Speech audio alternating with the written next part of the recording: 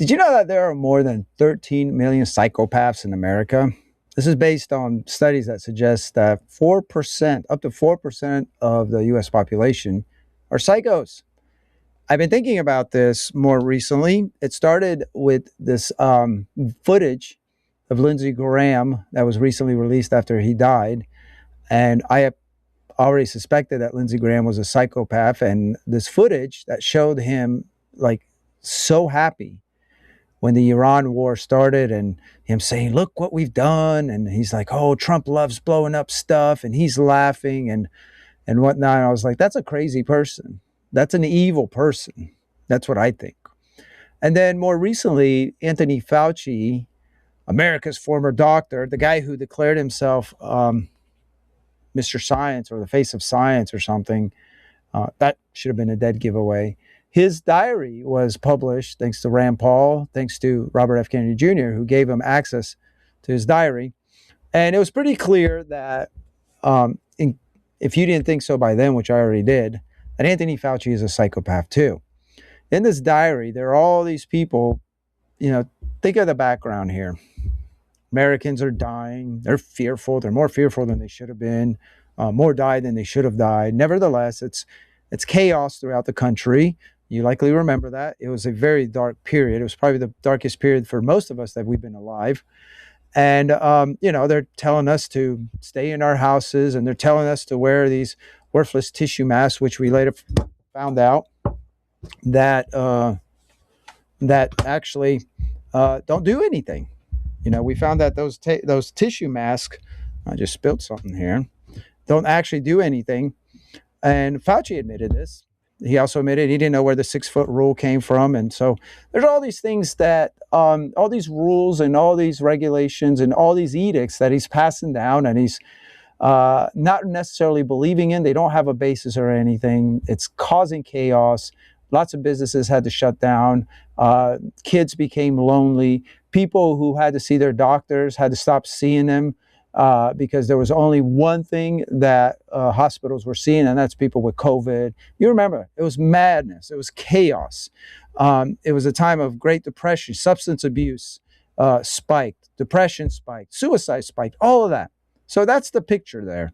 And meanwhile, what we're finding out is that Dr. Fauci, he's writing in his little diary, and he's talking about all these wonderful fawning pieces that the media is doing on him, and he's keeping up with whoever is what they're writing about him, and he uses words like the adulation that was pointed at him, and how when he walked into the White House, everyone thought he was a hero, and everywhere people thought he was a hero, and he talked about how he's probably the most famous doctor in the world and whatever. He was clearly obsessed, like a psychopath, like a narcissist, which are somewhat overlapping, about himself, all while his edicts are causing carnage, while his edicts are just destroying people.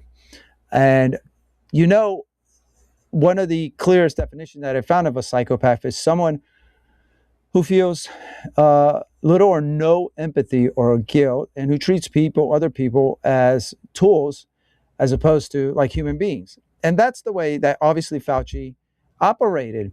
He saw whatever was happening as some sort of a game with him at the center, and he's moving these pieces around, and it's all about him. Him is the center, and he gets to write the rules. He gets to be the center of this response. And it didn't really matter that this response was causing massive destruction, not to him anyway, because he's a psychopath, just like with Lindsey Graham.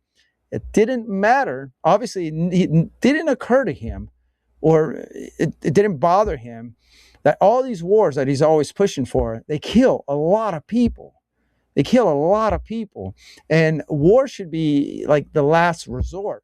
And war, especially for us, should be something that we do when we have no other choice, when someone attacks us, when there's an imminent attack. We haven't done that. We don't do that because no one wants to attack us, because they don't want to be hit back. So we go to war around all these other countries. We ignite wars everywhere. We support wars. We sell weapons to others and whatnot. This is evil. This is nothing more than evil. And Lindsey Graham, he loved that stuff. He got such a kick out of it. And that's what this latest footage of recorded by this journalist, I think he was for the Wall Street Journal, shows.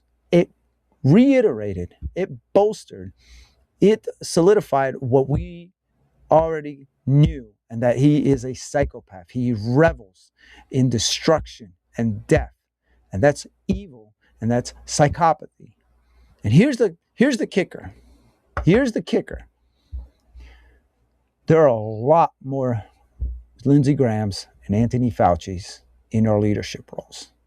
There are a lot more of these people in Congress, a lot more of these people at the CDC, at HHS, at small town, behavioral health clinics and whatnot.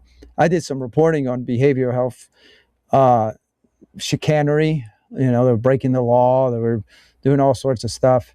And I talked to a bunch of people, and I realized that there were a bunch of psychos running around pretending to help people. This goes at all levels. But the major point, though, I think that we need to remember is that these people are overrepresented in certain professions, and bureaucracy and politics is among them, is among the top ones.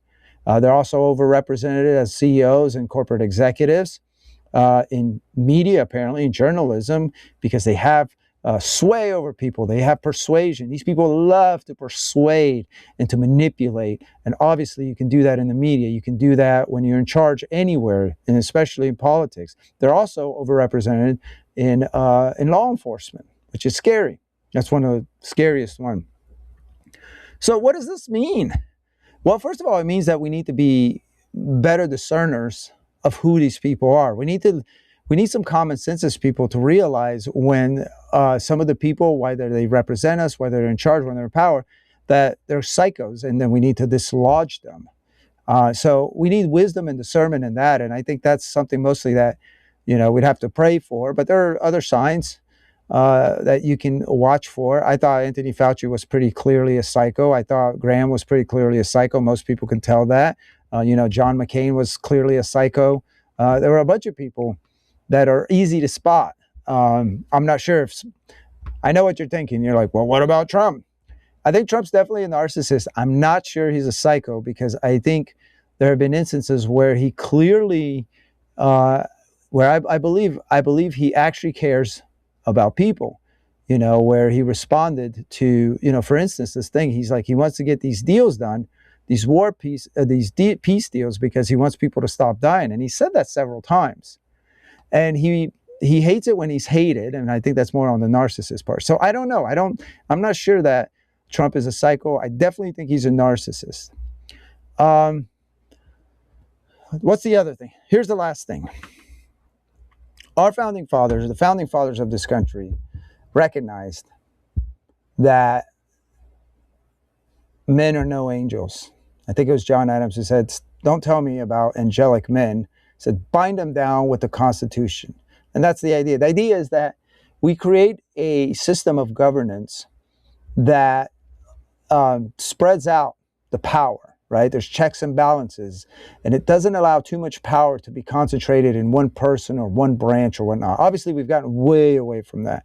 The fact that this psychopath, this little garden gnome of a man, Anthony Fauci, is under 4 foot tall or whatever, was able to sit there and manipulate the entire country into implementing the stupidest, most draconian, tyrannical medical edicts, and everyone follow along, is a clear sign that we've gotten way, way away from the original design the founders had for the way that the government is supposed to run here. There was never supposed to be a federal health agency. Health and Human Services is unconstitutional. At no point whatsoever did the founders ever intend for the federal government to do health or education or environmental, studies or whatever, tons of stuff. They were not supposed to do that. None of that was supposed to happen, because they knew that this is what would happen. They knew that if we give too much power, we let too much power be concentrated, the psychopaths are going to abuse that power, and it's going to end up bad for us. This was their entire concern. Their entire concern is that man is fallen, He's broken. He's going to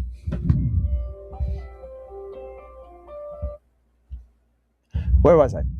Their whole argument, their whole concern was that we cannot let power be concentrated in the hands of a few or one, because sometimes the type of people who get this power, they're psychopaths. And this is clearly provable all throughout history. There's been very few instances where, you know, whether it be monarchies and dictators or whatever, that they were great. And that's just because power does something to people. And a lot of the people who gravitate towards that kind of power, who want that kind of power, they're already messed up.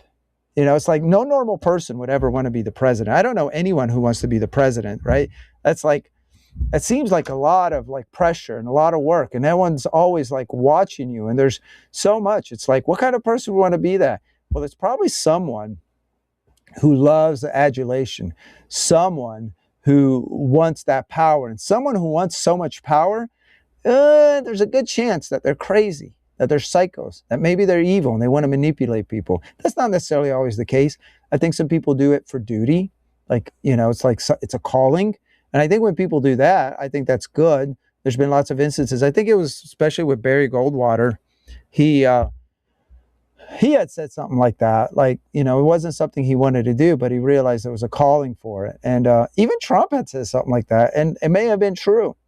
May have been true. Right now, we're looking at Thomas Massey, for instance, and there's a lot of calls for him to run for president. He has this huge following. He's developed it, especially when he ran for re-election. He failed, but now he's got this movement, and they want him. They want him to run. And, you know, he doesn't seem too excited about it. He's obviously considering it, and I think he's considering it out of duty, but I get where he's coming from as far as he just wants to go back to his wonderful farm in the Kentucky Appalachian Mountains. He's got a beautiful farm. He's got a wife. He's got kids. It's like, that's the kind of life that normal people want. That's the kind of life that I want. And it's kind of the life I have. I live on a little farm in Kentucky, on the other side of Kentucky though, with my wife and my son. And we have fruit trees. We have animals. And, you know, I work from home, and I live in a wonderful community that's quiet and that's safe, and everything is within 5 minutes. That's the American dream. And this is, you know, what I've been praying for and working toward. I have great colleagues that I work with.